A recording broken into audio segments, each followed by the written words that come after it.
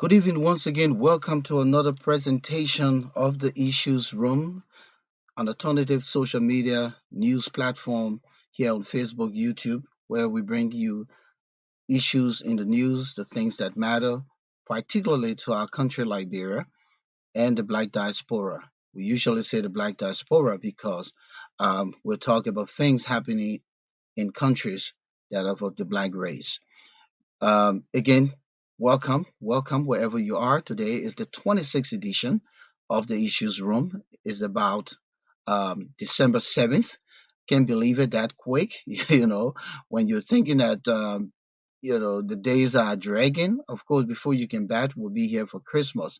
And then the next thing is New Year. And then we're in 2022. And then we'll have one more year to go before 2023. And we'll be talking about national elections in Liberia. But we just want to welcome you wherever you are. Share the link. Let us know that you're here. Welcome, Helen Flomo. It's a pleasure having you. And share the link. Invite a friend. The Issues Room comes on Tuesdays and Fridays, 7 p.m. Eastern Time, which is Standard Time, and 12 midnight. Now, because of the time change um, in many parts of the Greenwich Mean Time zone, particularly West Africa and Liberia in particular. So it's about midnight out there, or two after midnight. Welcome, welcome, welcome. We say it's good to be back as usual. So, Sandy, you're in studios out there in Delaware. 26 edition just like that, and we're bringing in the CDC USA, the CDC USA, and that's the Congress. Actually, before then, it was the Congress. Now it's the Coalition for Democratic Change. So we want to make sure we establish that before people be thinking that we're talking the CDC, the Center for Disease and Controls, since we're talking the Omicron virus, the variant, and all of that. But it's the Coalition for Democratic Change, the ruling party government in the Republic of Liberia, and we have in studio guests for the chapter here in the U.S. Yes, it's a pleasure to be here this evening. Volcano. Uh, I know there's going to be a very interesting discussion this evening, having the chair of the CDC USA. So once again, it is pleasing to be back. And also the deputy chair for operations. So we'll be coming back to them. But listen, we have this segment that we do just a few minutes before we begin our actual broadcast with our in studio guest, and it's called Trending Issues in the News. So you say you have two stories out there, and I have one. So I'll let you go on one, and then I'll come in with one, and then you close on there, and then we bring our guests in. Okay? Sure. Okay. So let's start on your end. Montserrat County Senator Abraham Dallon Dillon says Liberty Party Chairman Musa Belede is a criminal, and he deeply regrets supporting his candidacy for the party's chairmanship. Senator Dillon spoke today in Monrovia. We appear on OKFM, a local radio station in Liberia. The House of Representatives of the Liberia National Legislature has summoned the Director General of the General Services Agency, Mary Brawl, for a contempt hearing. Madam Brawl, who is also chair of the Citizens Engagement Board, is to appear before the House's plenary for the contempt hearing on Thursday of this week. According to the Women's TV, a local Liberian online media platform, Madam Brawl was appointed as chair of the Citizens Engagement Board by Monrovia City Mayor Jefferson Koji. Chairman Brawl today referred to the seat of the Liberia National Legislature, the Capitol building, as dirty and stink. The Liberty Party in Liberia has, with immediate effect, suspended the membership of the Liberty Party political leader, Senator Yombli Kanga Lawrence. According to the Liberian Observer, publisher of the Daily Observer newspaper, Liberal Party's executives led by Chairman Musa Bilede suspended Senator Kanga Lawrence, Senator Ibrahim DeLon, and some members of the party today due to reportedly not paying dues to the party. Thank you. Mhm. All right, so I will go far away in the Pacific Ocean, the protector of the British government, the Solomon Island. Solomon Islands Prime Minister Manasseh Sogavari survived a no confidence vote on Monday while accusing Taiwan's agents of orchestrating recent political violence that plunged the Pacific island nation into crisis. The pro-Beijing leader comfortably saw off an opposition attempt to oust him, winning 32 votes to 15 after a fractious and hot-tempered day-long debate. The febrile scene in Parliament, in which lawmakers traded claims of corruption, coups, and shadowy foreign support, echoed recent anger on the streets that prompted the arrival of hundreds of thousands of international peacekeeping force. 3 days of rioting late last month left the Chinatown area of the capital, Honiara, in ruins and claimed at least 3 lives, with dozens of buildings destroyed. Ahead of Monday's vote, armed troops and police from neighboring Australia, Fiji, Papua New Guinea, New Zealand helped operate checkpoints across rain soaked downtown Honiara to forestall more unrest. The use of shipping containers to seal off areas of the rubber strewn capital closed the port to ferries from neighboring islands and enforced a citywide liquor ban. Authorities also warn people against posting inflammatory statements on social media. The prospect of further violence prompted the U.S. consulate in Honiara to restrict operations. The crisis erupted late last month when protests about Sogavari's policies turned violent, fueled by poverty, unemployment, and inter-island rivalries in the nation of 800,000 people. So quickly, just to give a 30-second background, is the current prime minister is pro-China, but Mhm. prior to that, they were more Taiwan driven. And you remember one time ago, we had Taiwan and Yeah. China fighting for our relationship. Okay. So that's what's trending right now in the Solomon Islands, uh, A very out there interesting in the story. Pacific Ocean. A very interesting story. Yeah. All right. And So we have our guests in studios. We'll now bring our guests. The CDC just newly elected chairperson of the chapter here in the U.S., Madam Constance Swen-Duopu. And we also have the Deputy Chair for Operations, Mr. Melvin Payekar. Good evening, ladies, gentlemen. Welcome to the Issues Room. It's good to have both of you so we can discuss a lot on the agenda here tonight. Welcome. Thank you very much to the both of you. Thank you. It's a pleasure to be on your show tonight. Thank you. Thank you. So let's start with you, Madam. Just tell us a little bit about yourself, your background, and how you accepted the position. That's a powerful thing. It means that you're now running the CDC activity across the continent. she's the Yes, most thank you. powerful person in the CDC. Yes, thank you very much. First of all, let me begin by saying thanks to you gentlemen for the kind invitation extended me and our great institution. CDC, as you may know, is the most powerful political party in Liberia and the diaspora.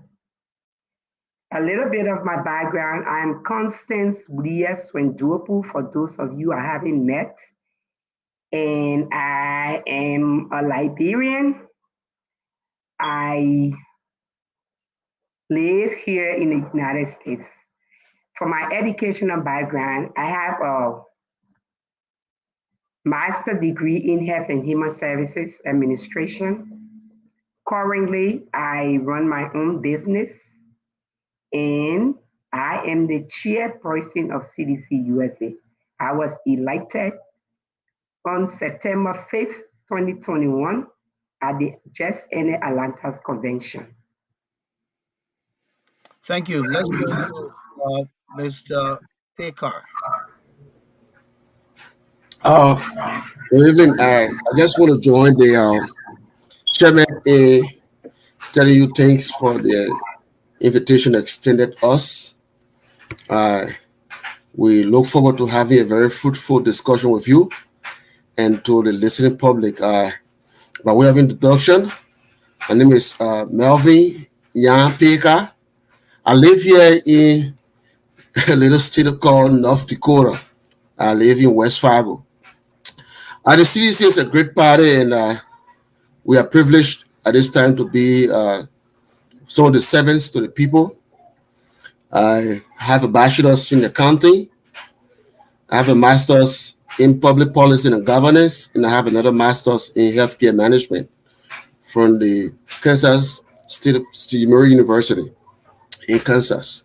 So again, we look forward to working with you and having discussions with you as to issues that relates to our country, Liberia, and our party. Thank you.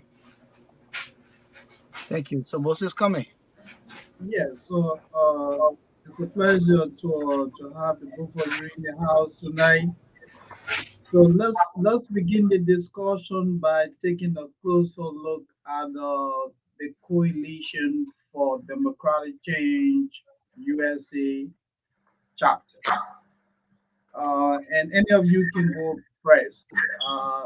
CDC USA. When we talk about CDC USA, when was CDC USA established and what does it seek to accomplish as a political entity? Any of you, Madam Chair? Thank you very much. And CDC was birthed in the state of Minnesota. Comrade Samuel D. Tuer conceptualized the idea that we come together and support President George Weah, who had the dream of changing the political situation in our country. So since 2005, CDC USA have been operating. Our dream as a political institution is to change the narrative in the Republic of Liberia, transitioning our country from a poor nation and making sure that every citizen in Liberia, by one way or the other, can afford to live that life that we all dream about, not living in poverty. And that is the mission of CDC. And as you can see, our president has proven over time that this is the way forward. Liberia must produce our own food, we must educate our own, and we must take control of our own economy. So we are moving towards that direction, even though the messaging seems to be slow because people are, moving on a fast pace with false information. And we as CDC USA Extension, the coalition, our job here is to spread the good news of what is being done by our political leader, by the government of the Republic of Liberia, explaining and changing the messaging. I think the only thing we have to do is the messaging because the job is being done, but the messaging is not being done the right way. And so we want to run with that message and tell the world that President George Manuel Weah is the right way and we are heading the right direction by taking every Liberia out of poverty. Thank you. Let me come in. Moses, let me come in. Let me just go straight to the Director of Operations, Mr. Payekar. She laid some very, very powerful points here, but the reality is stark a contrast. And to be honest, I want to know what is the CDC's relationship here with the current situation in Liberia, how much are you guys Okorom? How often do you go to Liberia, and how engaged is the chapter with the ruling government? And being the director of operations, that falls within your alley. Oh, well, let me come. The chairperson will come in. Again, CDC USA is an auxiliary of the CDC Liberia. You know, every political dispensation, especially our politics in Liberia, usually begin from the United States. So, having given birth to CDC Liberia, CDC USA has always and continues to aid the governance system in Liberia. We know that there are challenges, and every government and every governance system has always has these challenges. But CDC USA is strategically posed to help reform the Liberian economy, help reform the Liberian or undergrad system, education, and provide alternatives to Liberian people. That what you see having come to the political limelight, our president, Mr. Dr. George Manuel Weah, has mastered the challenge.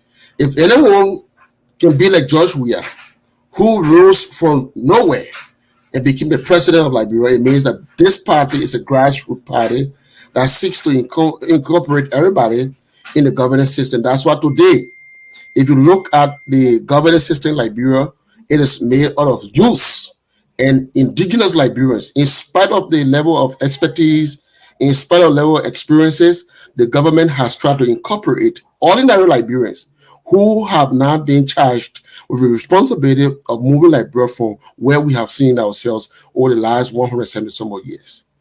So, Do you think that is fair enough? If because you want to be a grassroots party, so you fill the government with grassroots and local people, and you said despite the expertise, do you think that would take the country in the direction it needs to go? sure, it will take the country in the right direction because if you own something, you know the value of what you own. Now, the economy of Liberia is in the hands of Liberia. Now, the government, for example, raised the highest national revenue. That wasn't so in previous government. So Liberians today do have challenges. We recognize that. If you look at where Liberia is today compared to previous administration, this government is solely responsible for itself.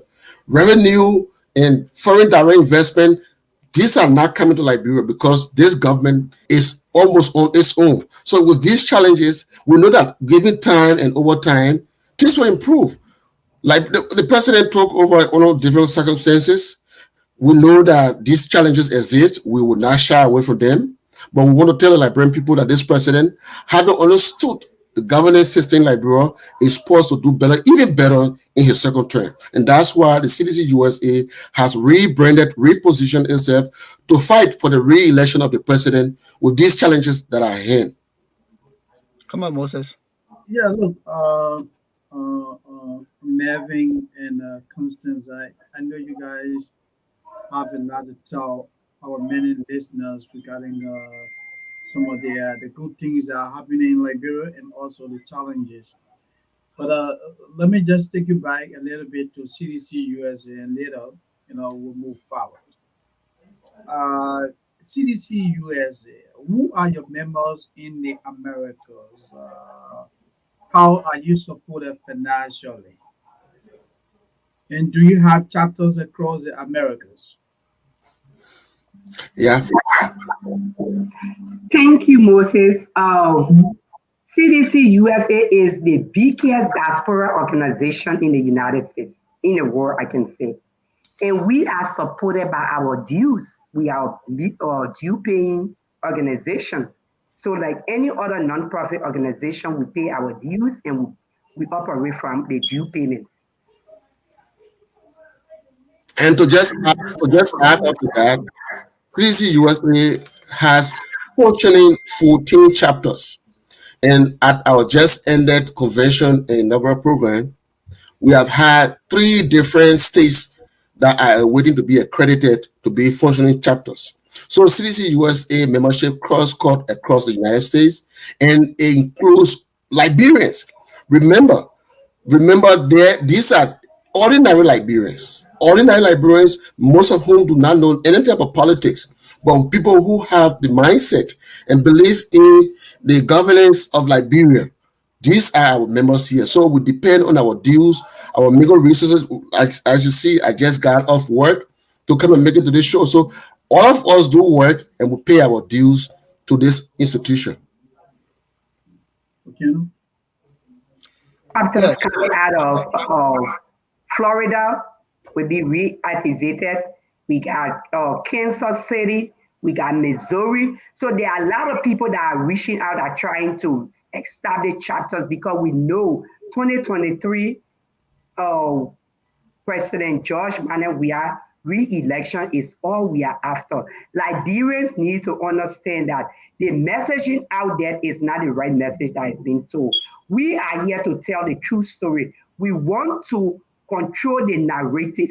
We want to tell people the true story, not because some group of people feel that because they are not the one leading now, Liberia should be living in fear and in chaos. No. So CDC-USA, our primary objective, the primary objective of this administration is to tell the true story, what is happening in Liberia, to control the narrative, and to make sure that Dr. President George Weah is re-elected come 2023.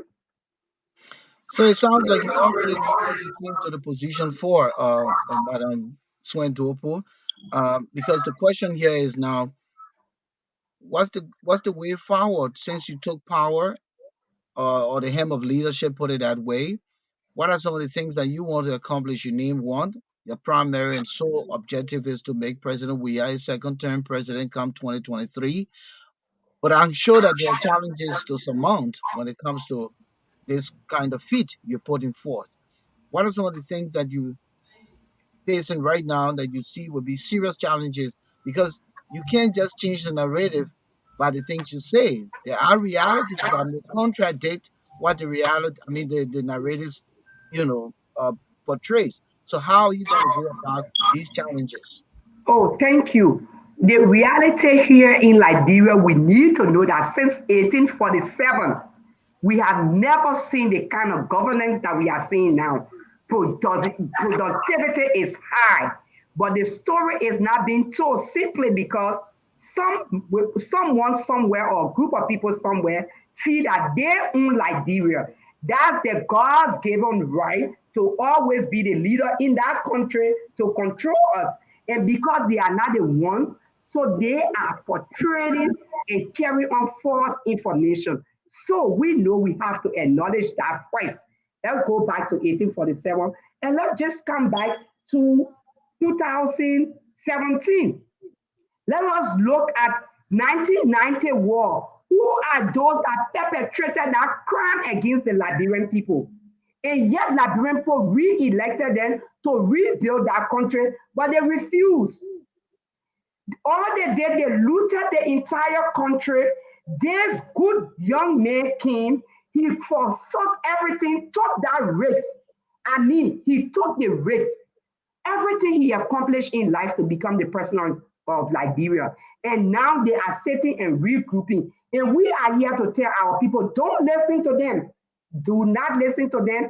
They always come in different colors, but one thing they desire is to seek power and control the Liberian people. I'm here. This administration job is to tell that story. Secondly, we are here to strategically recruit Liberians by thousands. I said, strategically recruit Liberians all over the world, not just the United States. Because before we were not here, now we all are here. So they cannot regroup themselves in the United States and take war to Liberia. No, we are all here and we will work and protect our country. And so the work of this administration is to tell the story. Our messaging to tell the Liberian people what is happening right now. Okay. Not the false rumors. No, we're not going to go that route. We are here to support this administration to the fullest. The administration of President George Manuel Weah. That's our job. And we tell the Liberian people why and how they should do that. Okay, look, if I can just piggyback on that, Madam Chair, you struck a very salient point, trying to do a comparison between what is happening in Liberia today and what happened in the past. I heard you say, well, the stories out there do not reflect the happening. But don't forget to know that the CDC administration runs government communication institution, meaning the Ministry of Information, the Liberia Broadcasting System. Are you implying that all of these institutions are not telling your stories objectively? Let me inject something here. Now with technology, anybody can tell the story. And those who are louder are the ones people listen to. So what I'm saying here is that I'm not saying EFBC is not telling the story. No, the government is doing all that. But we have people who are using social media to portray the country in a more negative way than a positive way. That's what I'm saying. And so what I'm saying here is that all Liberians, no matter where you find yourself, you are responsible to rebuild your country. And so you must contribute positively to your country and not spread false rumors. That's what I'm saying, that anybody can tell the story. So we are taking upon ourselves to tell the Liberian story. Just to add up to that, Liberia has a very rich history, and too often we do not control our own narratives. That's why you see the Ghanaians, you see the Kenyans, they dominate African history. But Liberians did participate in the formation of many African institutions. But our history is hidden because we do not write our own story. We say here tonight that the CDC has got lots of positive news from Liberia. Today, with technology, you see everybody else portraying pictures of how dirty Monrovia is, about how ritualistic killing is taking place in Liberia. These are real life challenges. We will not sit here to say they do not happen in Liberia, but they do not happen at the scale at which many people portray Liberia to look like. Today, the government is doing exceedingly well in terms of other areas where people's lives are being improved. But all people talk about here is, the president is in there, the president is taking the country backwards. How many Liberians, educated presidents, will have changed Liberia given COVID, for example? COVID has devastated every continent, every country. But today, many people think that the president should make miracles. Liberia does not have social welfare program as it is here in America and in other countries, where people who go through COVID situation are getting some incentives. But with the meager resources in Liberia, people still make ends to meet. So those are stories that we should tell the Liberian people, that all is not lost. The president is steadfast. The president and his team will do better. And we want you to give him the second chance where there will be normalcy. We agree challenges we may still come. There might be another pandemic that might come or other challenges. But you must learn to trust yourself that you Liberians have your destiny in your hand. It is you Liberians that can change your own trajectory. Thank you. So one of the things that I heard, and you sounded very honest when you said ritualistic killing, the city is dirty, is probably true. But even though it may be taken overboard, and that was an honest statement. But earlier on, you talked about the government being formulated at a grassroots level. Don't you think it's killing the image of the country, because many of the people now who are in government don't have the international exposure who will attract investors in the country? Be honest here tonight, Mr. Payekar. I'm coming, Mr. Payekar. Be honest here tonight. Let me tell you. Just President, Let me tell you. I'm coming. Let me just ask the question. Since he came to power, how many international presence have we felt? Meaning a president from overseas visiting Liberia, big investments going into the country. And I want you to clarify on that, because you made an honest statement, and I want us to come back to that. We'll to our own international image out there. But let me let you know that In all of our politics around the world, many governments get into lobbying. They hire lobbyists to portray or to sell that image out there. This government has sought to invest heavily in its own human infrastructure than to give the money to Washington or to people at Wall Street. Therefore, it has been a challenge. However, the Liberian government is structured such that not only the ministers you see are those who run the ministry, they are directors, they are managers within these ministries who are technocrats. But we should not look at the technical Liberians who graduate from the University of Liberia or from Cottington are those guys who are running Liberia. These are not people who came to the Harvard. These are not people who came to Columbus University. We agree these schools do come with prestige and with other added advantages. But how much did these advantages ever take Liberia? Every revenue that ever went to Liberia, the very guys who took Liberia took them, brought them back to America and bought houses. But nowadays, go on the Ralphie Highway, people who pay as meager as it is, they build better houses than those who come and invest their money or who came some time ago and invested their money here in America and in Europe. So yes, I agree. Our international image might today be as what you cannot say is positive, but the Liberian government is doing all it can. All is being done behind the scenes. All is not lost. And that's why we are asking that, hey, we do see and we do acknowledge that these are hard times for us. But be glad that today it is your own sons and daughters that have the destiny of Liberia in their hands. These grassrooters, who people said they were nothing, people who went to schools that did not have names. But today, because most of them were able to go through the academics part of the school, today are running Liberia, and we are proud that we own our own destiny than anybody else own our destiny.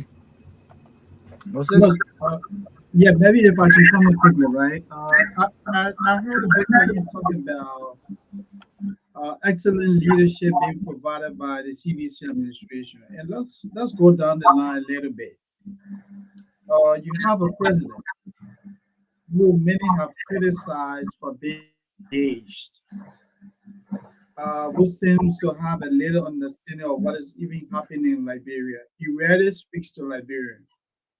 And I can remember the last time I was spoke on international issue. Natana McGill, Samuel Tua, and the others literally run the country.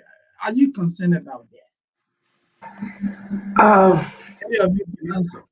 okay, thank you very much, and I will speak to that. We all have different styles of leadership.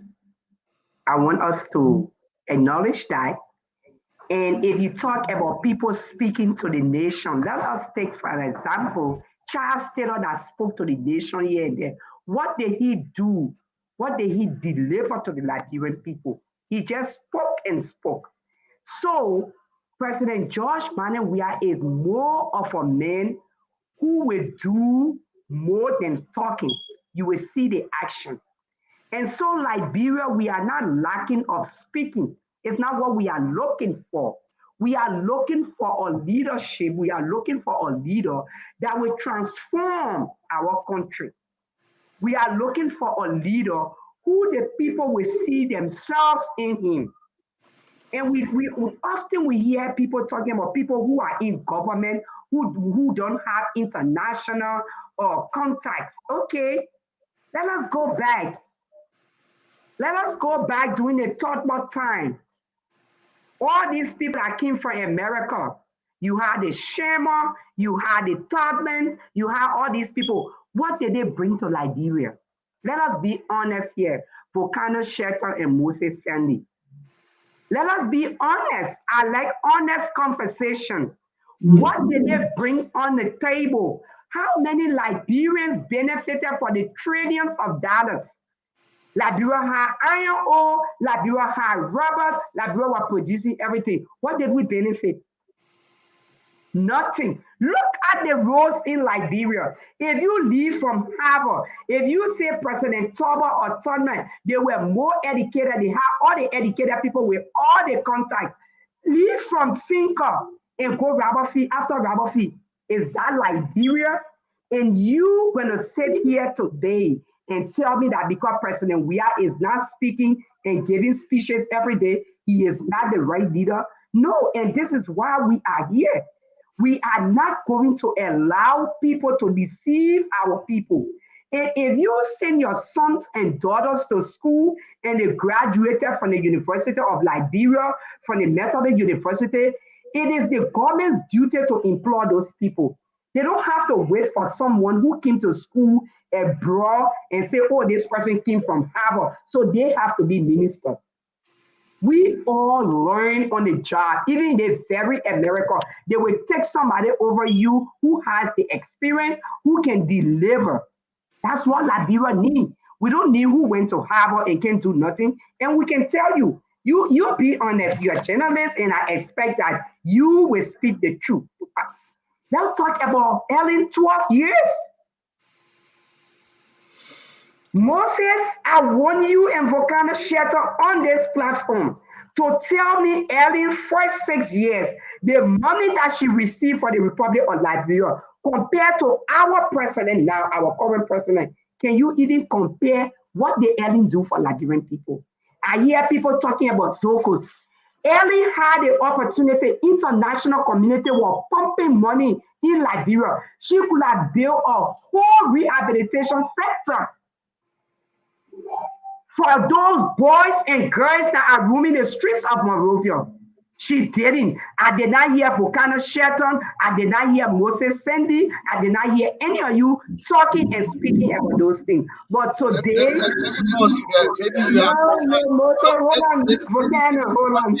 Constance, let me be honest with you. Maybe you have not heard us talk about those things.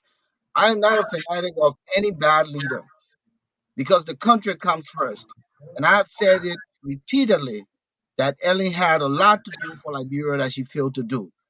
I'm not going to sit here and pretend because you brought the topic up. But it is not Ellen's now. It is President Weah. We understand that Ellen did admit some of her limitations, some of the things that she had the resources to provide for, but failed to. Ellen even took blame for the mess her son made with the Liberian people money from Nokal. She took blame for that. So we so let me continue. I'm coming. You asked a very good question. I want to lay the premise. It is the same President Weah who's given Ellen the pass. So if he gives Ellen the pass, when he said he will come to Liberia to fight corruption, to hold those previous people in power accountable, he comes and becomes the darling grandson or godson of Ellen Johnson Sirleaf. Let me just agree on this before you continue. I would like to push back on that point. I would like to push that on that point.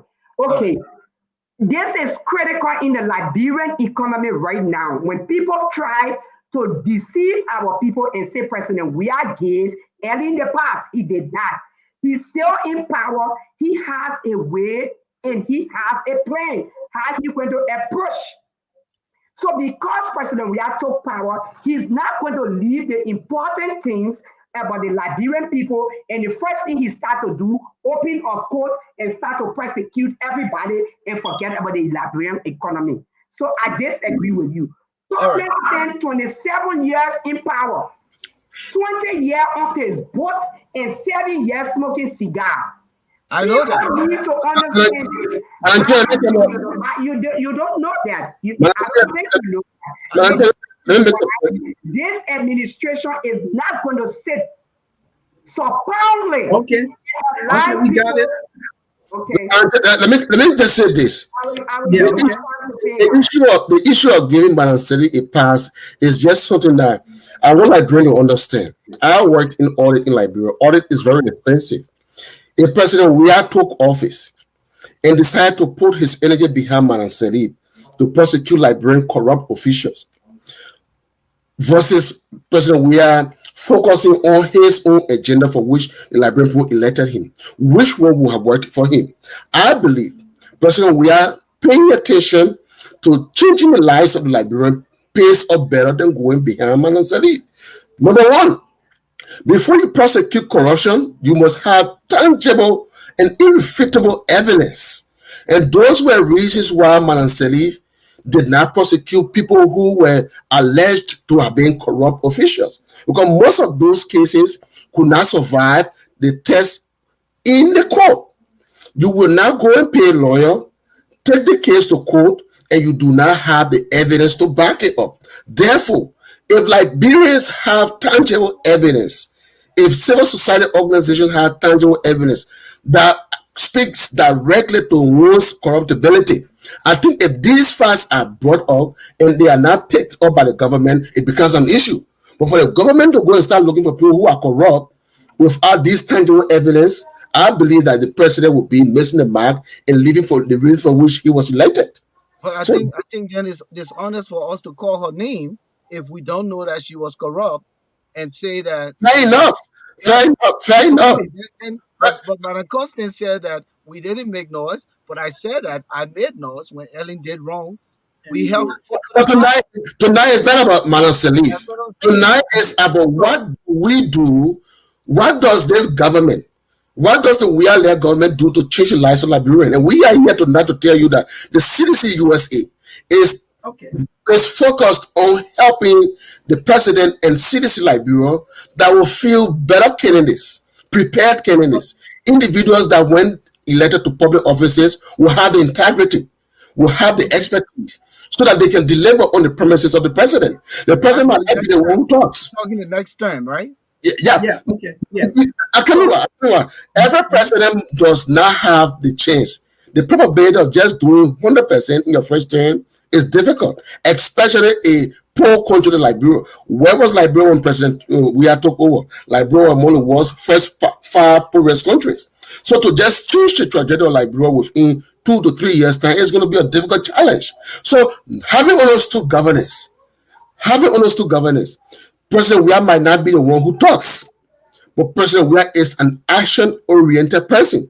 That's why if you sat with President Weah, you will get to know that one of his most important visions is that Liberia gets interconnected by roads.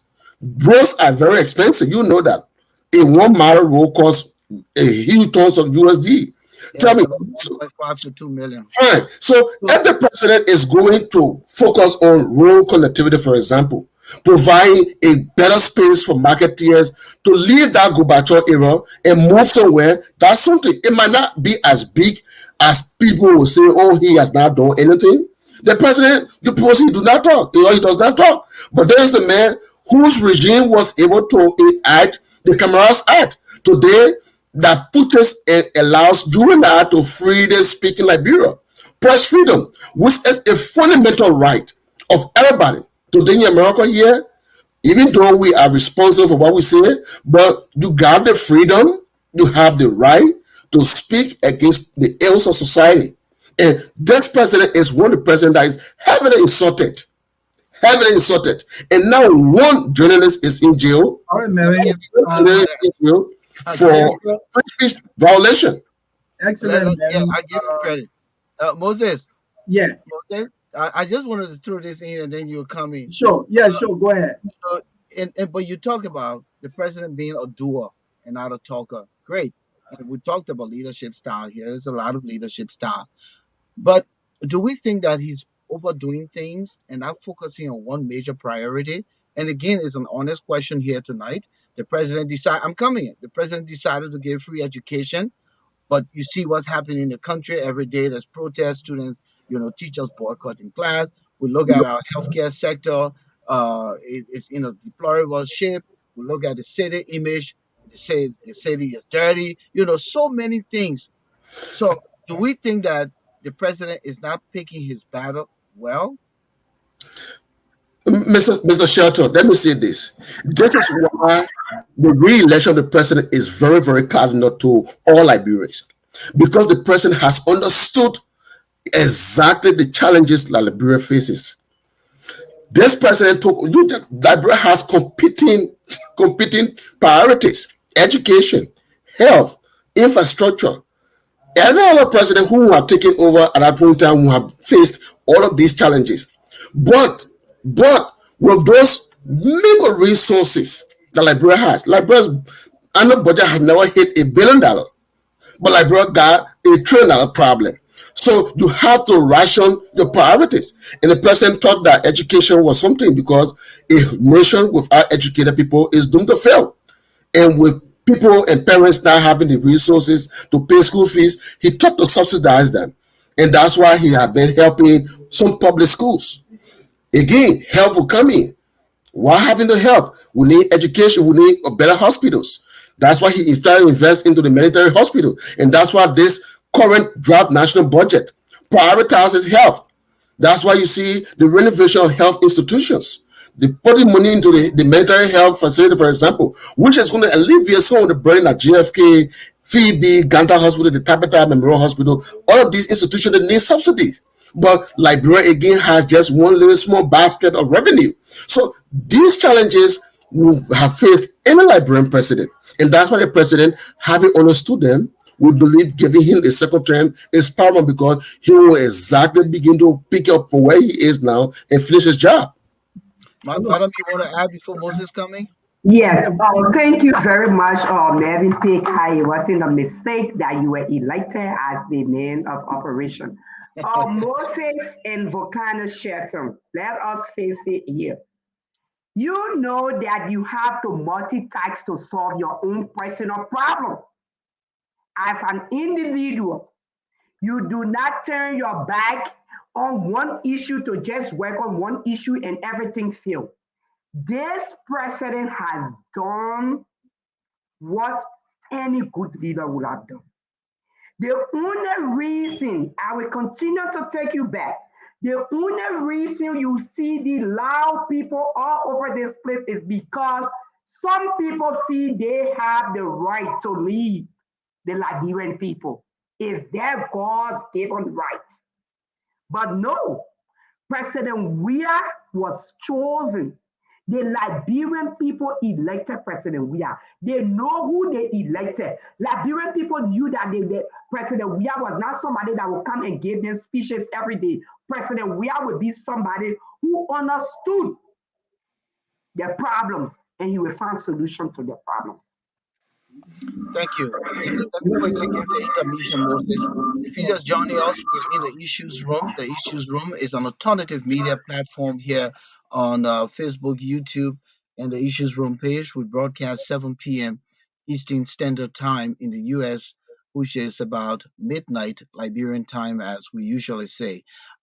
Moses Sandy, Volcano, Shelton, we have with us tonight Madam Constance Swen-Duopu, who is the newly elected chair of the CDC chapter here in the US, and Mr. Melvin Payekar, who is the vice chair for operations. And we're discussing the chapter and its relationship with the CDC in Liberia and so forth. We want to quickly recognize some folks here in the chat room before we come back to our studio guests.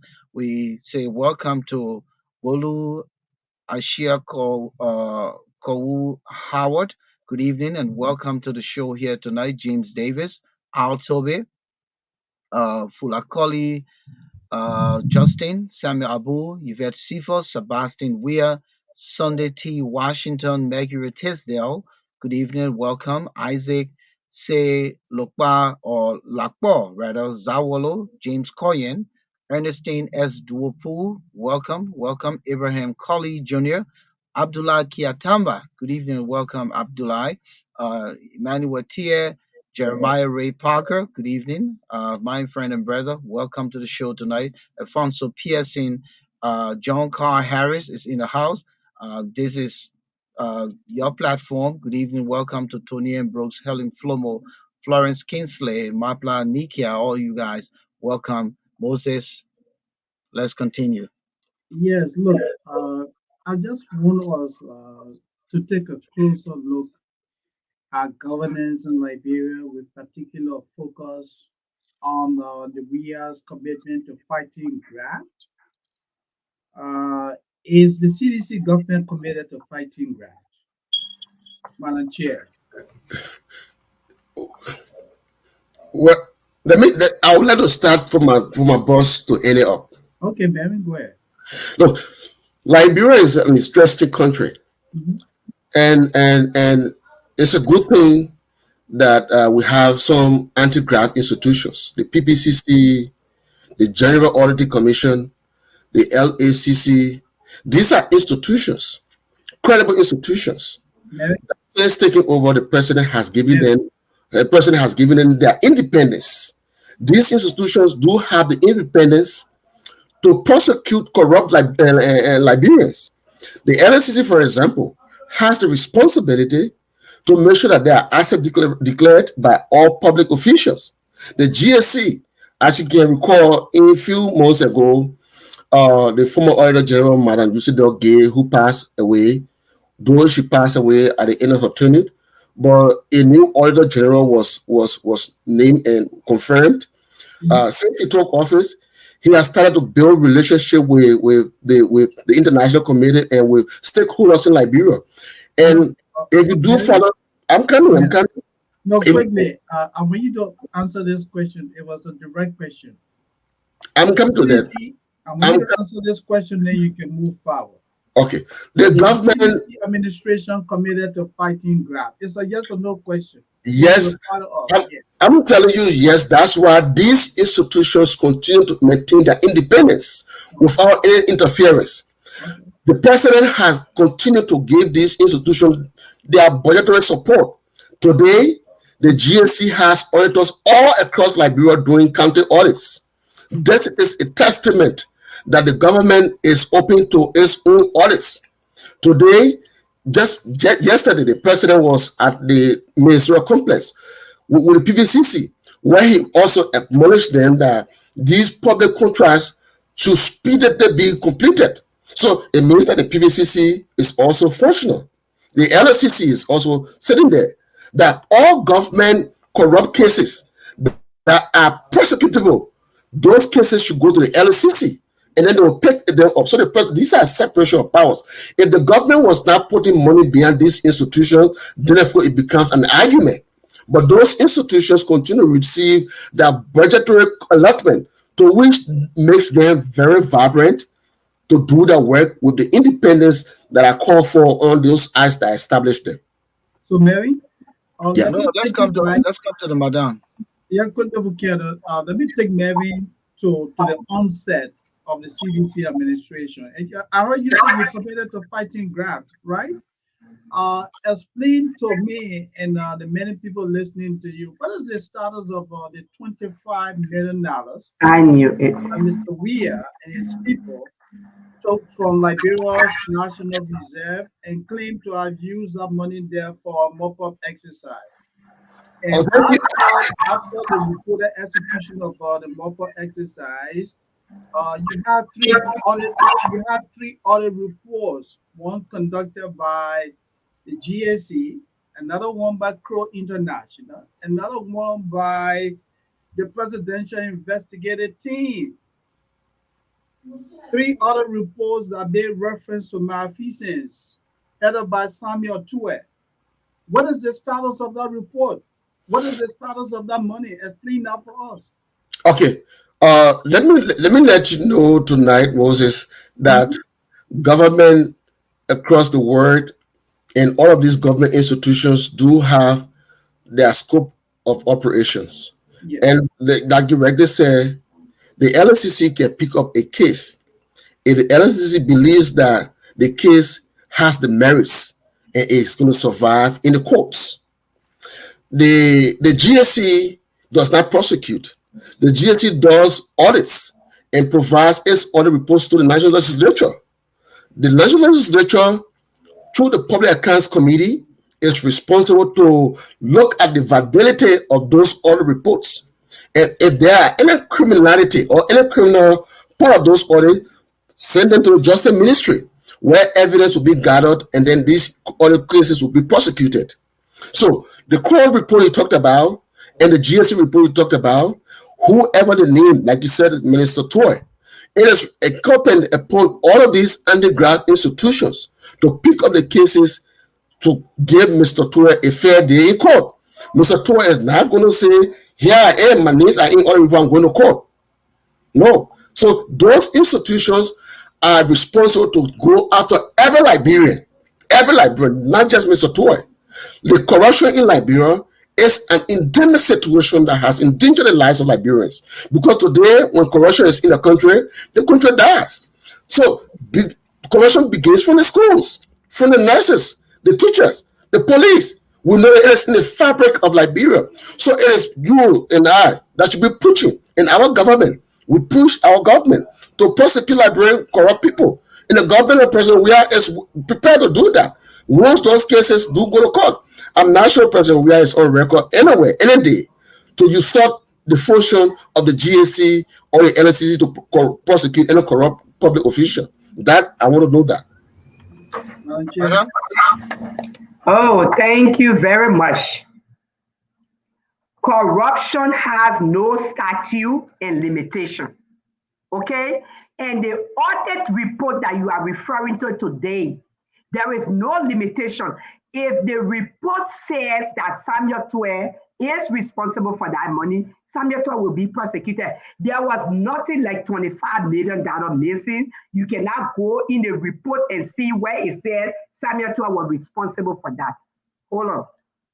What we see obtaining here in Liberia and on social media is the fact that Liberians are used to seeing all ministers, and because we have the young, vibrant, visionary ministers and leaders in Liberia, somewhere in their mind, they think it is wrong that if you're young and you are educated and you are smart, you should not serve your country. But only old people should serve their country. If you are being appointed as a minister, you should have served in a toddler regime and you should continue to be in a Weah's regime. First of all, our president took office, it's been 3 years. Are you saying to me today that the level of corruption in that country or on that planet Africa, President Weah is responsible? No. Let us talk about our own social responsibilities as citizens of a country. Let's discuss that. There will be no corruption if the citizens are not corrupt. So first of all, Volcano, Shelton, and Mr. Moses Sandy, I'm going to give you this assignment. I want you to develop a show that will educate your citizens, your listeners, to fight against corruption and not accuse innocent people like Minister Twe, like other leaders. Because you know what? No one leave their home and go to the street or the school to go and bribe teachers besides parents who encourage that. So there is a social responsibility that we owe our own citizens and our country. Let us begin by educating our people, our social responsibility. Then we can discuss about that, quote unquote, $25 million that someone thinking in their mind is missing, and there is nothing like that. I want us to engage on a civic level. Let us not just throw allegations here and there, but let's be frank. We talk about the city being dirty. Are you saying here is the government responsibility only to clean the city? What are the citizens' responsibility to their own cities? Can you flip the coin and begin to educate our people that if you live in a zinc shack, you can clean your zinc shack in order for you to live a healthy life? Can we talk about that? And not just come and demonize our president, demonize everybody that in government. But we as people, we as a nation, we can work together and educate our people on a civic level to tell them what it means to be a responsible citizen to our country. What is patriotism? How can you be a patriotic citizen of a country? Let us start those little things. If we begin to do our part, we will see the difference in Liberia. All right, thank you. Moses, Moses. Volcano, please. I just want to take the chair back. Something quite we need to clarify. Madam Chair, we all want to see the best coming from out of Liberia and would appreciate what you guys are doing tonight, but there are a lot of questions that we are really concerned about. You know, there are other reports that were not compiled by Volcano Shelton, not compiled by Moses Sandy. Insiders of the government, even Mr. Weah himself gave approbation, approval for those audits. And Samuel Chua and others, members of the technical economic management team, were listed for malfeasance. And yet nothing has happened. And so let me take you to the next phase. What will you say about the $30 million COVID money now you guys set aside for relief? The targeted people, they were benefited. How will you explain that? Mr. Sandy, Yeah. Mr. Sandy, there is no evidence that Minister Tue was involved in corruption. There is no evidence. Government is continuity. You cannot say it has been 3 years, so Dr. Weah, the president, has to do everything the way you see it. Government is continuity. No evidence. Let us come back to your question. What has been done with the money that is put aside? Is COVID over? Did you hear about the food distribution? How many counties benefited? Okay, you looking at how many counties benefited. Have you seen the plan? How this plan, how it should be implemented? Have you seen the documentation? Manager, Liberians responded negatively when the president reported to the world that 15 countries in Liberia benefited, and the people disagreed. These are not my making. They are not a making of the Okay. When you say the people responded, who are the people are you referring to? Because everybody has out there. Mr. Sini, let's say this. Those who benefited were not Guineans. Okay? We agree those were scarce resources that were intended for Liberians. But again, yes, again, scarce resources. Yes, given the needs of Liberia, how much money you and I have benefited to government social program in America, for example, 30 million is it money to help Liberians? Yes, I'll tell you it is much more, but that could not have helped all Liberians. So there were many Liberians that benefited from it. In fact, the government did subcontract that to a second group to do that. It was not President Weah who took those money and the food.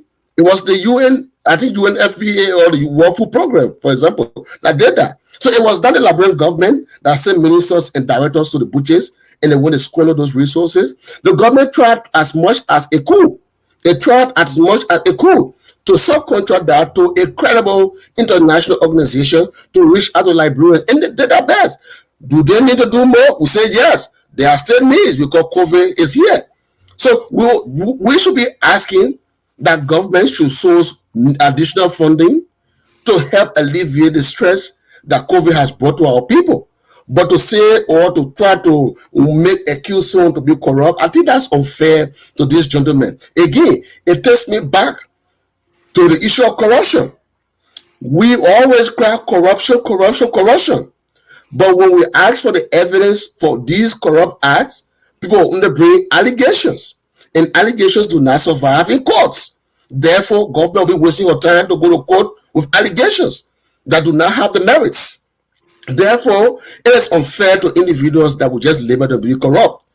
If we want to have people to be corrupt, let their names come out in other reports, for example. And then let the government fail to take actions against these individuals. In fact, your name coming in audit report is just one thing. I was in audit for some time. You might have some audit findings that goes against you. Fair enough. But that will not mean that you ate the people money. Sometimes documentation is a problem. Because in Liberia, we do not document properly. Sometimes allocation is also the problem. So to just say somebody is corrupt, I think we must provide the evidence and let's do justice to this individual and to the government. Thank you, Mr. Payekar. I think that's the best way to put it.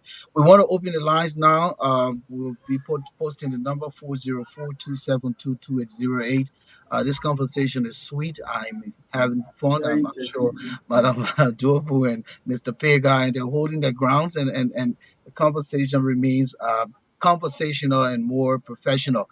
But listen, man, you talked about strategies to win back more what you call supporters and partisans for the CDC party, and you said the most uh, prominent objective on the agenda is to make President Weah a second-term president.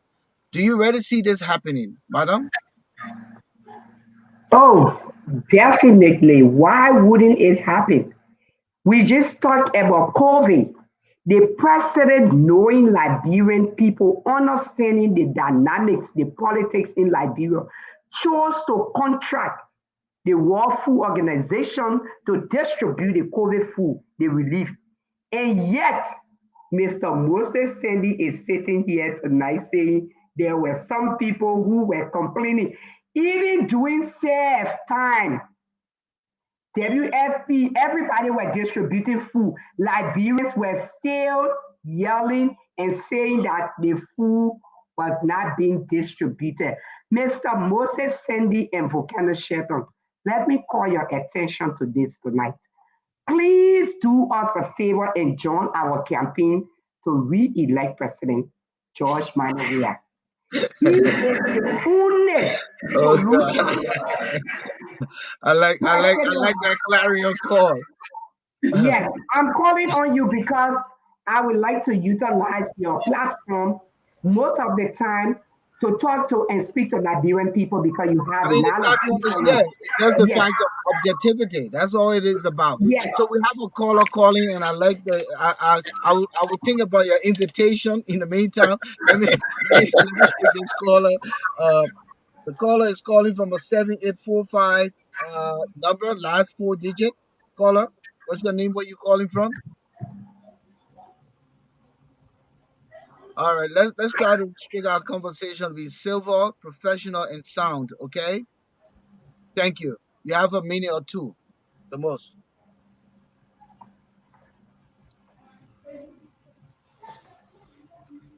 We can hear the president. Yeah. You can hear him?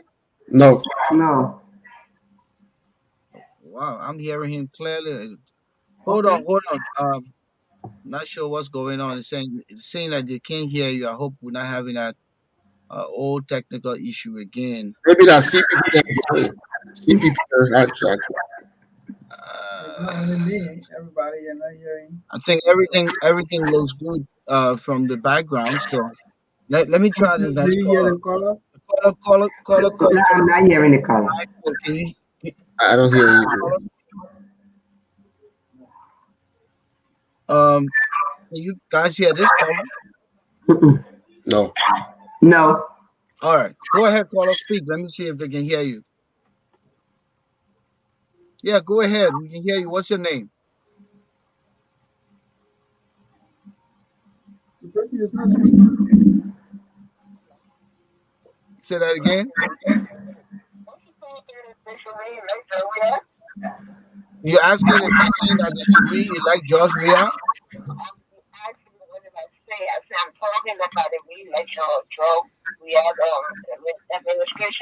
Okay,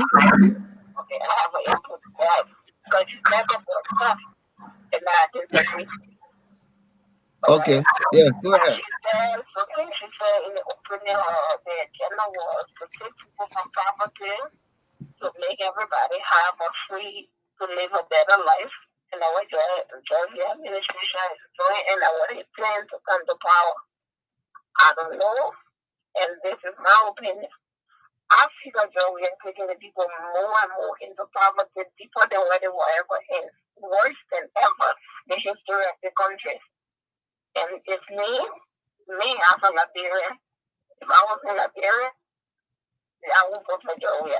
All right.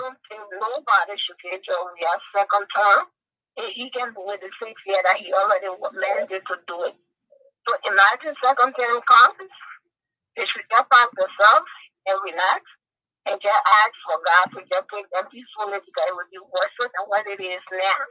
Because nothing we see for all these people that God that they're enriching themselves over and over and over. All right. Okay, and I have a speech where we are putting Liberian people first. So we have stated in inauguration speech that the Liberian people will not be a spectator in their own government. But Liberians still hasn't gotten the ticket to even come close to the gate. So I don't know, the second thing will make them come closer to the stadium. So I think that we have back up when 6 years up and pray to God is gonna come and become our next president. All right. Thank you.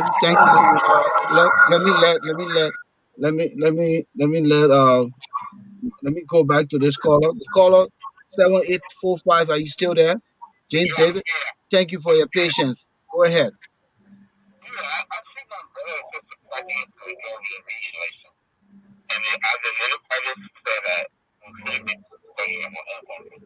We are not even a stranger in our own country. We are aliens. So that's something. Basically, we are shipped to Liberia. We pay a fee called CTM from consumer tracking number, which is not part of the budget. We don't pay to LRA. Because of paying our fees to the government, we pay the charging for them to give our fares and our goods. So the CPA is still directed to different account that is not member of government.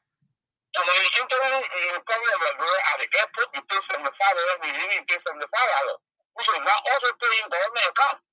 They pay in different account, and it's not part of the budget. And we are still trying to say it's not corruption. I told you the other time, if you the Minister of Foreign Affairs and the Minister of State, they are in one building using one generator. But you don't get separate generator or electricity bill. I don't know, is that not part of corruption? My brother can say something about that. Thank you. Let me let Mr. Payekar comes in. He's the person with financial background. Just before you come in, there's another caller. Let me see if this caller is there. The caller, are you still there? All right. I guess the caller dropped. All right. Coming. The man is saying that two ministers in the same building using the same generator, but they got separate budget. How come now? According to the new budget they just put out. Let me first start with my sister who spoke earlier. Madam, we fully understand your choice, Mr. Cummings. But let's be honest, right? Liberia is for everybody. President Weah took over under difficult circumstances. Do we have challenges? Yes, we do have multiple challenges. Does the president have the willpower to change Liberians' life? Yes, he has it. And that is incumbent upon all Liberians to rally with the president. The brother who last spoke, if you were told to pay money to the port or to be put in a different account that doesn't go to the LRA, you yourself, you are corrupt because you want to take the shortcut. There are ways and procedures through which people who send their containers to Liberia should free their containers. Go through the LRA, go through the legal pathway, and see if you will not get your container. But if we begin to take shortcuts, we ourselves will enable people to be corrupt, and then they will come to say the government is corrupt. So, are you not corrupt? So, with this fast known to all Liberians, we say it is just left with you and us, all of us, have the challenge to change our own story and to rewrite our own story. Thank you. I have a caller. Caller, are you there? You're calling from a 8793 number, last four digit. Yeah, my name is Melvin. I'm calling from Rwanda. Okay, come in. Yeah, thank you so much for accepting my call. First of all, let me recognize our potent Madam and Melvin. Thank you guys so much for stimulating the cool news about our president. You know, like during time, that's what I would be honest. I want to take 174 years serving during the government that just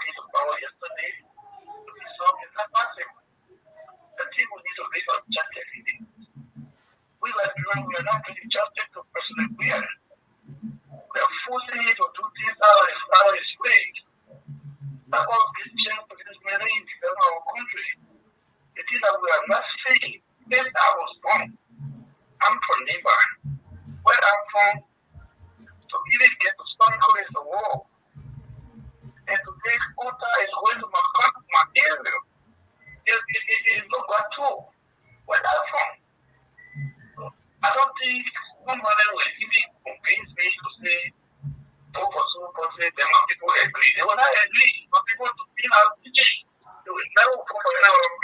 All right. Thank you. Let me go to the next caller. Thank you. Thank you. The caller from a 3599 number. Caller, are you still there? Yeah, I'm here. What's your name and where you calling from? My name is Kenneth Harris. I'm calling from Kentucky. Good evening, Kenneth. Welcome to the program. You're following. What's your contribution? You got a meaning. Okay, thank you. I still listening to people corruption, and people always ask for evidence. I always say he served as an auditor before. How do people get evidence? If it's not through investigation, if it's a government investigation on the editors in the government, and to the lady that over there. When I hear people always talk about 1847 to 2017, let her tell me what the difference that the CDC government have made that overpassed the 1847 to 2017. And the guy over there, Melvin, what really can Melvin talk about when it comes to Georgia, present government with people building and never how the kind of houses building now? Is it not corruption? Thank you. Thank you. Let's take the last caller and we'll come back to our studio guest. This caller, are you there, caller? All right. Welcome, caller. What's your contribution? You got a minute quick. No, I don't know. It's me again. I just want to make one or 2 points. Oh, yeah. You come back to fight for commies, or you, what you got? It's not so much of a comment. That's my choice. Whatever way or not, that's the person I'm speaking with. Okay. All right. There's something I want to say, right?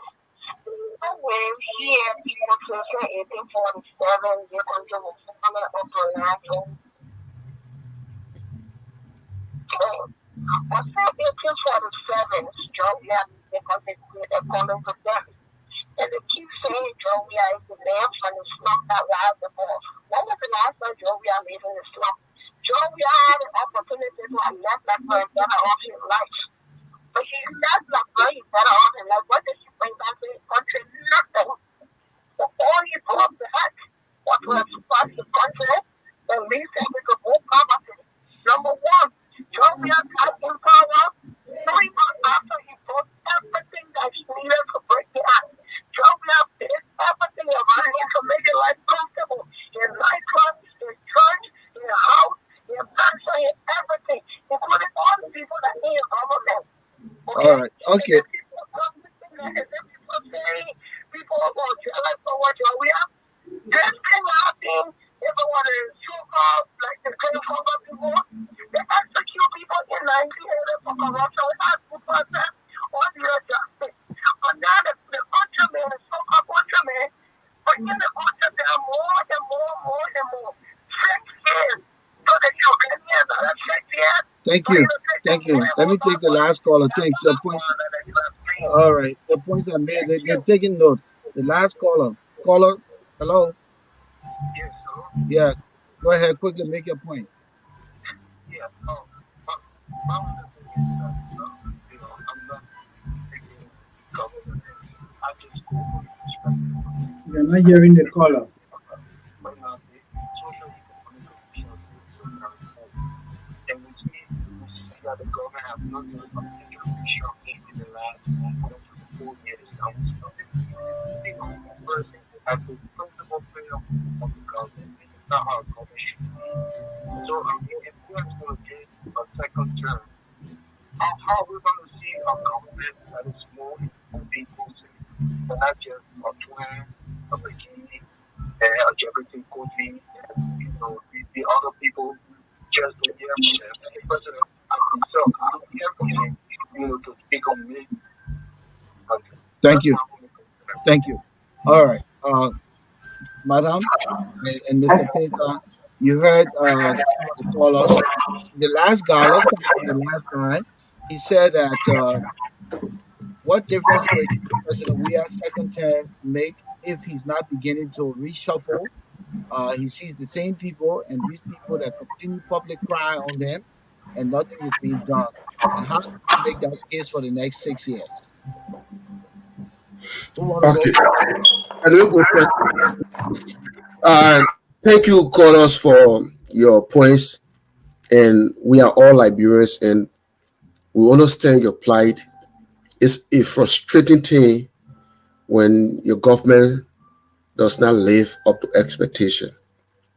And so Liberia has had that situation long before you and I existed.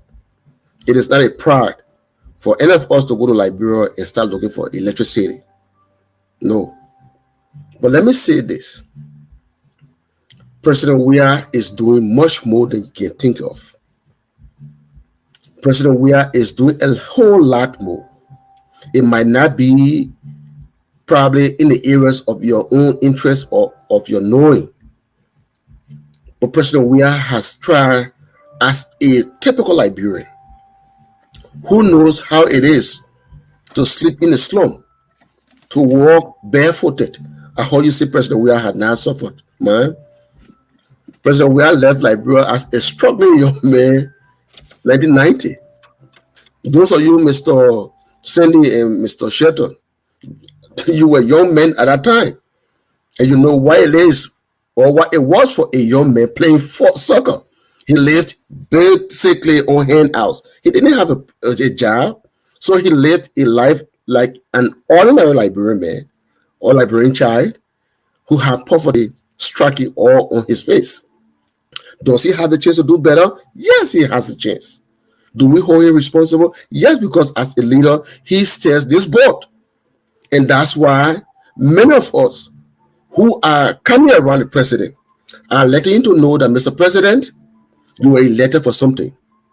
And this president, if you side with him today, he will tell you, yes, I'm aware and I do hear of corruption in his government. But sometimes, let's be honest, these things come in news. And you will know the responsible government will just go and start prosecuting his ministers or his friends because he has heard of corruption. No. You must have reports. When we talk about audit evidence, audit evidence are irrefutable. These are situations that entangles you, that proves to your lifestyle, that shows people that indeed you were corrupt. And when it goes to court, the government is not going to lose that case. No government wants to take Melvin to court for an act of corruption, and then at the end of it, the Melvin start walking free because the government does not have the evidence to put me behind bars. No. So lifestyle in Liberia makes us to think that people are corrupt. And yes, I agree with you. There are corrupt people in Liberia.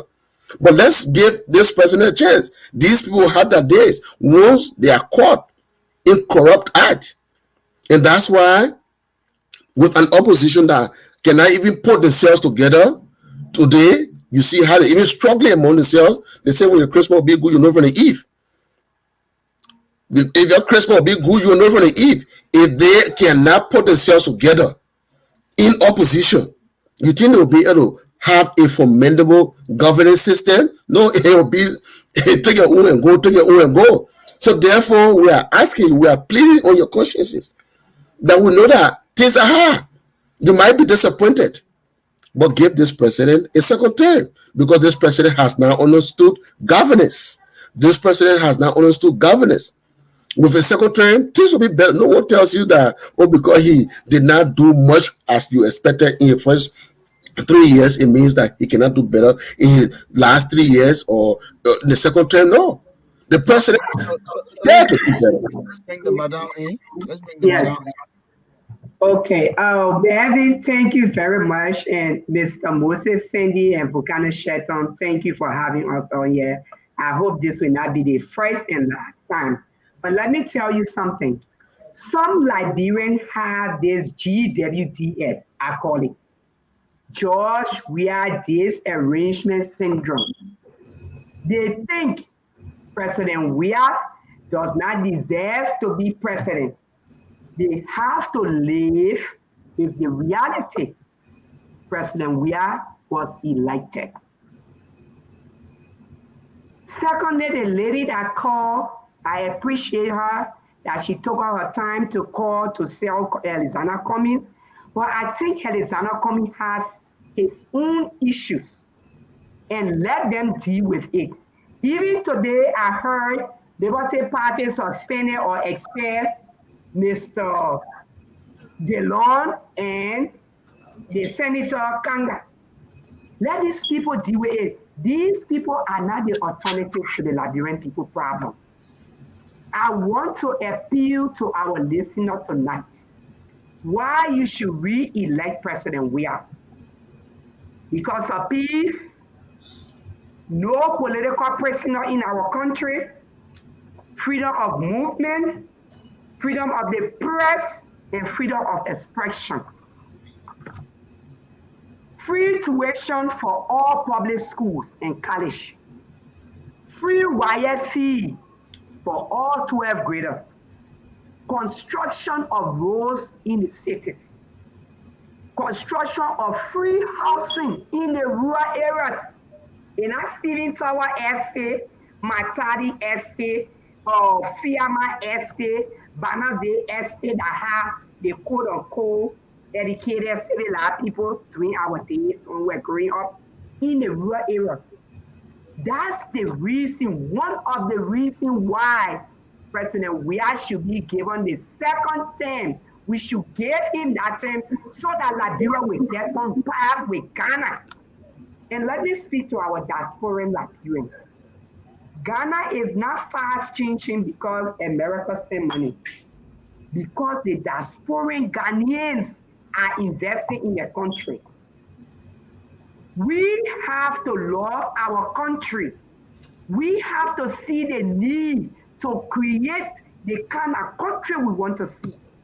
When you come on social media and say Liberia is dirty, Liberia is this, and then you discourage investors to go to your country, and you're trying to organize people because you think Alexander Comey or one Payekar supposed to be president or President George Weah, you are one person who is making a mistake. So to my fellow Liberians, tonight I am calling on you to please put on your thinking cap, to please join this movement for the re-election of President George Weah to make Liberia a better country.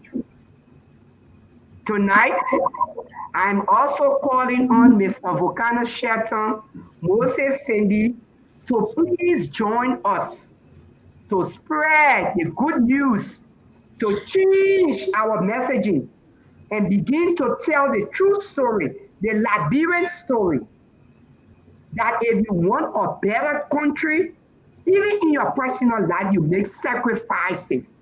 In America, when you want to buy a house, you don't have a good credit, you want a car, you sit down and you cut back on your expenditure.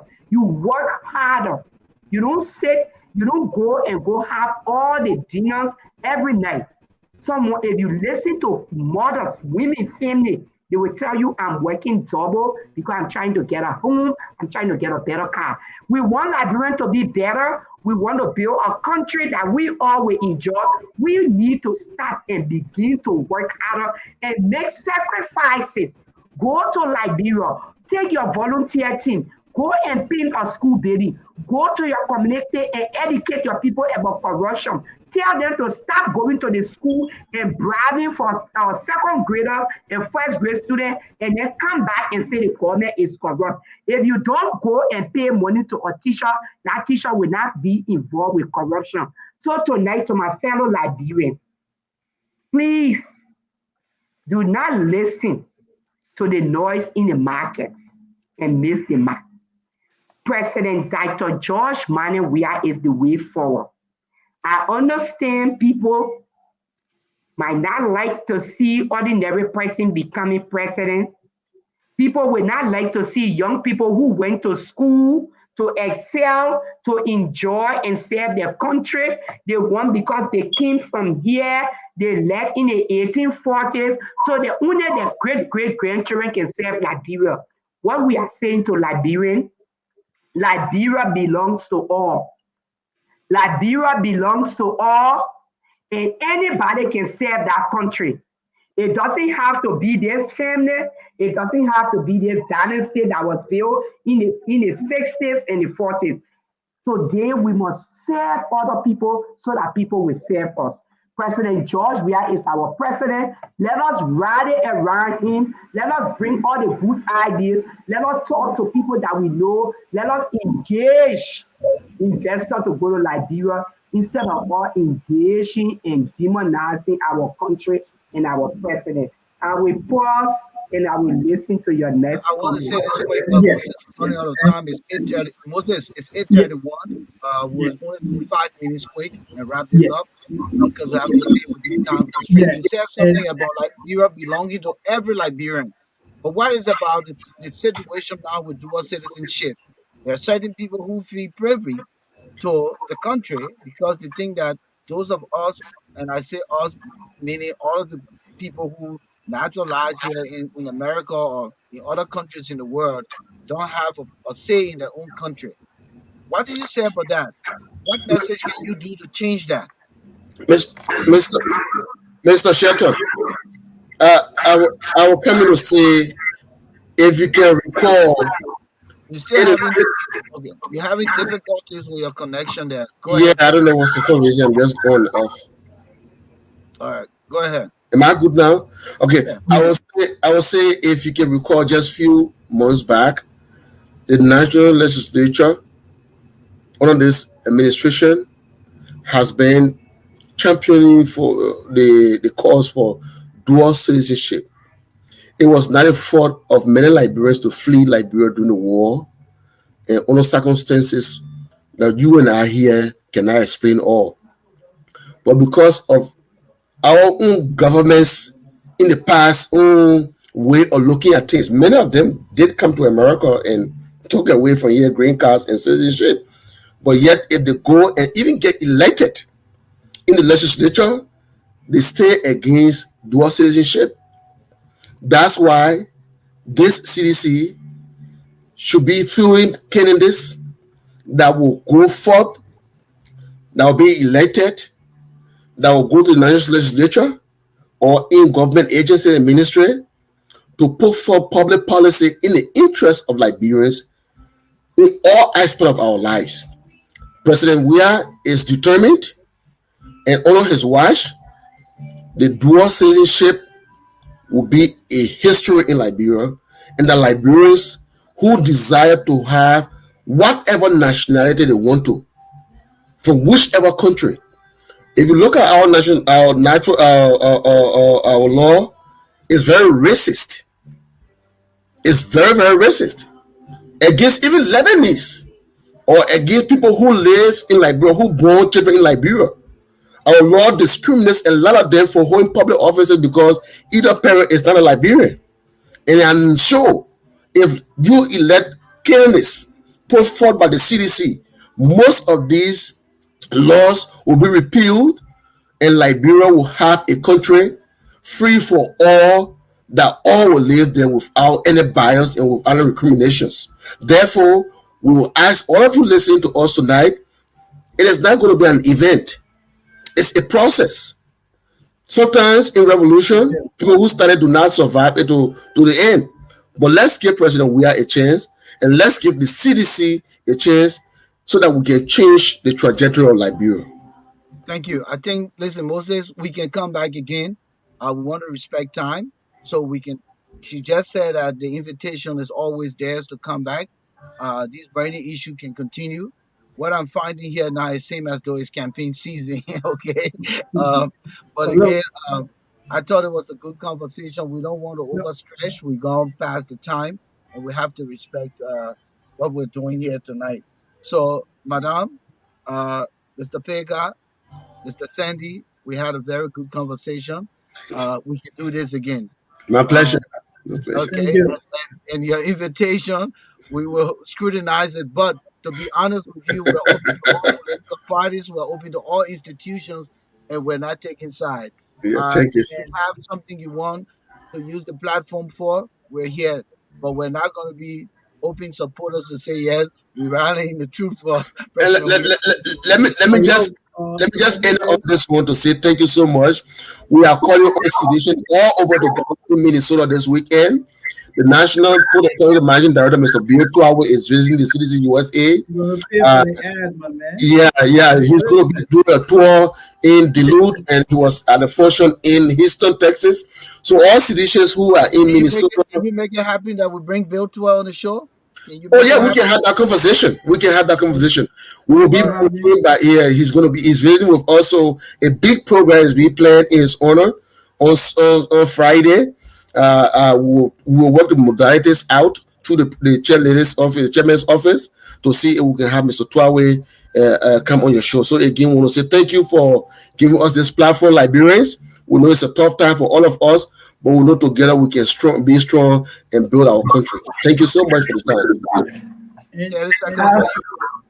Thank you very much for having us on here today. I think it was a good interaction, and we would love to be back here again. My Melvin Payekar just said it. On Friday, we'll be having a dinner in the honor of our honorable Mayor Bill Twagwe.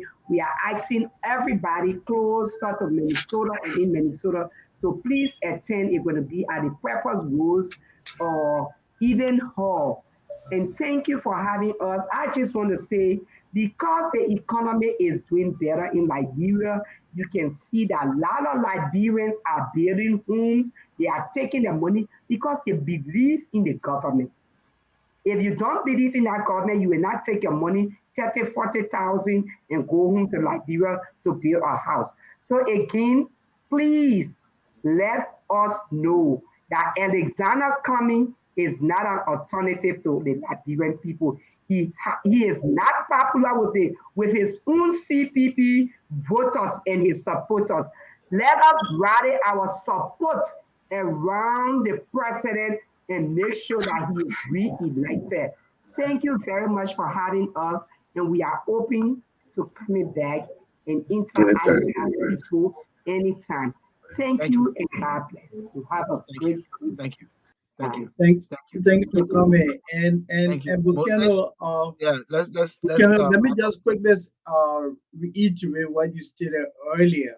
Let me tell our many listeners and viewers that the alternative um, issues room, alternative media outlet. We have no political connections. We have no absolutely. enemies. We have no friends. We tell the stories as they are. And anyone appearing here, we can assure you the questions will be friendly, it will be objective and analytical. So again, it was a pleasure having Constance and Melvin. Melvin from the CDC USA. Volcano, it was a great show. Thank you too. Thank you, Moses, for being there tonight. Let me quickly recognize some folks. Jerome Roberts, good to have you, even though you say you came late. I don't know why, but we thought it was a good conversation. Again, they're doing what they're supposed to do. They are representing the political institution. You can't take that away from them. If we brought the ANC here, they would do the same. If we brought the Unity Party here, they would do the same. It is left with the other political institutions to come here and make their case. That's what it's about. All we do, we engage and let these folks uh, make the case. So again, this is just the beginning, the tip of the iceberg of what are some of the conversations that are going to be coming up. You're talking next year, 2022, which is around the corner, you know, as we begin to sail into 2023 for elections. You can imagine that. So it's going to be a lot more. But in the meantime, God Taste, Insufficient, Gloria Ward, Sebastian Weir, James Davis, Harry Junior Dunmore, Dexy Dadzi. Good evening, welcome. We say Emmanuel Jackson, our good friend and brother, all the way from the um, New England area, Prince Fanon. Welcome, all you wonderful people for showing up tonight. Nathan Dennis, P. Edward. Again, same thing we say. We can't satisfy everyone. Ambassador Roosevelt Don, we say good evening and welcome. Michael Slewian Tiabo, Good evening, welcome. Minimi Ajua Joseph. It was good having you in the house here this evening in the issues room. All you good people, Gabriel, Daniels, um, just the whole group, everyone for coming, Margaret Tisdale, Yvette Cephas in Atlanta, Georgia. It was good having all of you. Boluo, Cole Howard, good to have you all. We'll be back here again on the Friday, Moses, and Yeah. I believe, the current state of affairs in the world. This time Yeah. is not COVID. just common to Liberia, but is the uh, public health Omicron.